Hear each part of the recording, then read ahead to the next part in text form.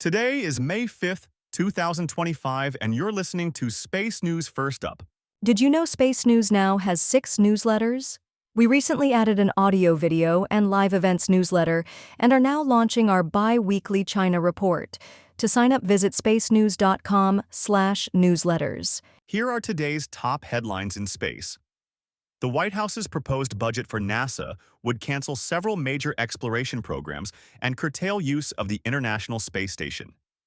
European regulators are investigating the planned merger of satellite operators SES and Eutelsat. Eutelsat is replacing its CEO. The U.S. Army is creating a space career field for enlisted personnel. And NASA will continue efforts to recover the Lunar Trailblazer spacecraft through the middle of June. First Up is produced by Space News, the industry standard for professional space journalism. Visit spacenews.com for breaking news, policy updates, and original analysis. We begin today with news that the White House's proposed budget for NASA would cancel several major exploration programs and curtail use of the International Space Station. The White House released Friday a top-level or skinny budget that offers $18.8 billion for NASA in fiscal year 2026, $6 billion less than what it received in 2025. The proposal would end the Space Launch System and Orion programs after the Artemis 3 mission and cancel the Gateway program. It would scale back use of the ISS, reducing its crew size and number of resupply flights.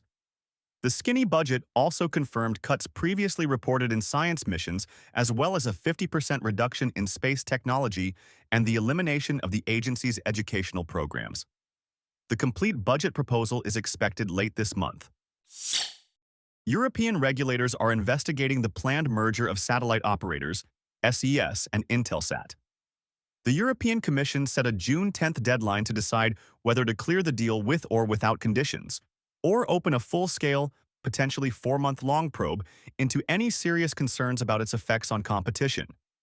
A similar review by the United Kingdom's Competition and Markets Authority is underway with a June 12th deadline.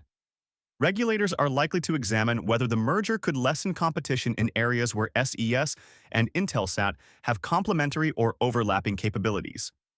In an earnings call last week, SES CEO Adel Al-Saleh said he still expected the merger to close early in the second half of this year. Eutelsat is replacing its CEO. The satellite operator announced Monday it hired Jean-François Fallacher as CEO, effective June 1st, replacing Eva Bernacke. Fallacher was previously CEO of mobile phone operator Orange France. The company said only that the move comes as a natural change that fully aligns Eutelsat to the telecom ecosystem. Eutelsat added that it will release its fiscal third-quarter financial results May 15th, and that the results will be in line with predictions. The U.S. Army is creating a space career field for enlisted personnel. The new military occupational specialty, designated 40D for Space Operations Specialist, will create a permanent career track for enlisted soldiers specializing in space operations, the Army announced Friday. While the Army previously had a dedicated space career path for its officers, enlisted personnel were assigned to space from other specialties, such as engineering, air defense, signals, or intelligence, often only temporarily. The Army said the change will better prepare the force for modern conflicts that span land, sea, air, cyber, and space. NASA will continue efforts to recover the Lunar Trailblazer spacecraft through the middle of June. Lunar Trailblazer launched as a secondary payload on the IM-2 mission in late February, but lost contact with the ground hours after launch. Engineers believe the spacecraft is in a slow spin and hope a change in orientation over the next several weeks will allow more sunlight to reach its panels, charging its batteries and turning on its radio. NASA says if control of Lunar Trailblazer can be re-established, it will review if it is still possible for the spacecraft to carry out its original mission to orbit the Moon to map water ice deposits. If not, NASA will close out the mission. In other news, Spaceflight Now reports that SpaceX launched more Starlink satellites early Sunday. A Falcon 9 lifted off from Cape Canaveral at 4:54 a.m. Eastern, placing 29 Starlink satellites into orbit. This was the most Starlink satellites of the V2 mini design launched at one time. SpaceX, though, called off another Falcon 9 launch of Starlink satellites planned for early Sunday from Vandenberg Space Force Base in California, and has not announced a new launch date. Inversion Space has wrapped up the first flight of the company's re-entry vehicle, but without a re-entry. The company said last week its Ray mission, launched into low Earth orbit on a SpaceX rideshare mission in January, was now complete. The spacecraft was to perform a controlled re-entry, splashing down off the California coast, but the company said a short circuit in its propulsion system kept the deorbit burn from occurring.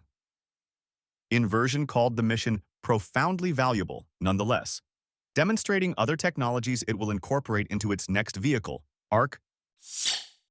The Texas Tribune reports that voters have, as expected, approved incorporating SpaceX's Starbase test site as a city.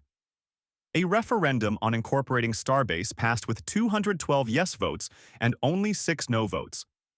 Most of the eligible voters were affiliated with SpaceX, which sought to incorporate Starbase to have greater control over roads and utilities.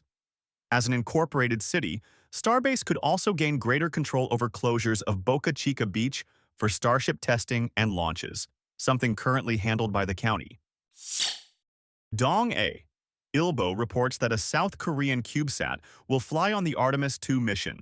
The South Korean space agency KASA said Friday it signed an agreement with NASA to fly the KRAD Cube spacecraft as a secondary payload on Artemis II next year. The 12U CubeSat will go into a high Earth orbit to study radiation in the Van Allen belts. European spaceflight reports that Poland's space agency has a new leader. The Polish government said last week it named Marta Ewa-Wachowicz as president of the Polish Space Agency, or Polsa. She was involved in the creation of Polsa in 2014 and held a senior position there for several years. She replaces Grzegorz Wrochna, who was fired in March after poor communications with emergency responders about space debris that fell in the country in February, followed by a cyber attack that forced the agency's computer networks off the internet.